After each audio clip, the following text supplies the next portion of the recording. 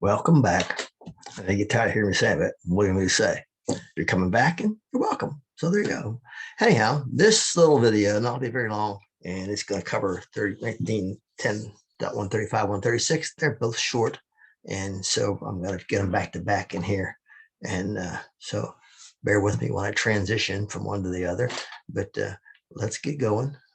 135. There's your heading right out of OSHA.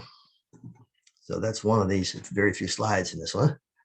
So let's get this up full screen. All righty. There you go. Head protection. General requirements. The employer shall ensure that each affected employee wears a protective helmet when working in areas where there is a potential for injury to the head from falling objects. All right.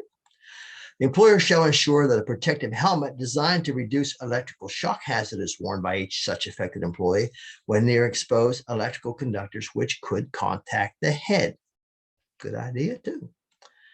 Criteria for head protection. Head protection must comply with any of the following consensus standards. So 1935B1I, American National Standards Institute, ANSI Z89, American National Standards Institute for Industrial Head Protection. So there's a lot of different ones here. And we're not going to get into this. I mean, you're going to, you can see it's Z89 is the key number there.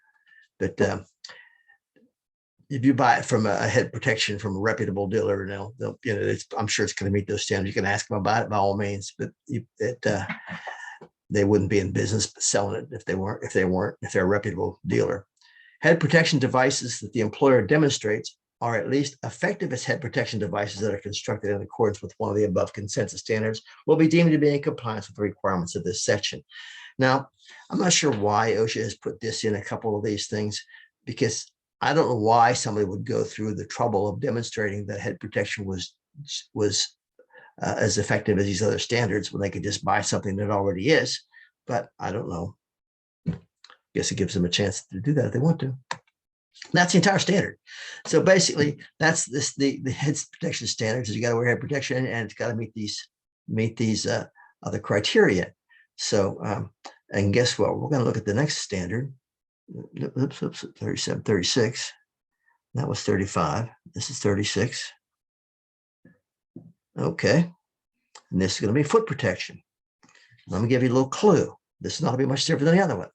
The employer shall ensure that each affected employee uses protective footwear when working in areas where there is a danger of foot injuries due to falling or rolling objects or objects piercing the sole, or when the use of protective footwear will protect the affected employee from an electrical hazard, such as a static discharge or electrical shock hazard that remains after the employer takes other necessary protective measures. Criteria for protective footwear. Protective footwear must comply with any of the following consensus standards. Have we heard that before? All right, just a minute ago. There they are. I'm not going to read them. Protective footwear that the employer demonstrates is at least as effective as protective footwear that is constructed in accordance with one of the above consensus standards will be deemed to be in compliance with the requirements of this section. You're not going to spend a lot of your time and your safety career on this, I guarantee you. Another very short standard. So those two standards are this whole video, because the next one's going to be medium length anyhow. So we're going to leave these two all by themselves in this tiny little standard here. You can watch it. And so they're short. So I'm going to be short. Be safe.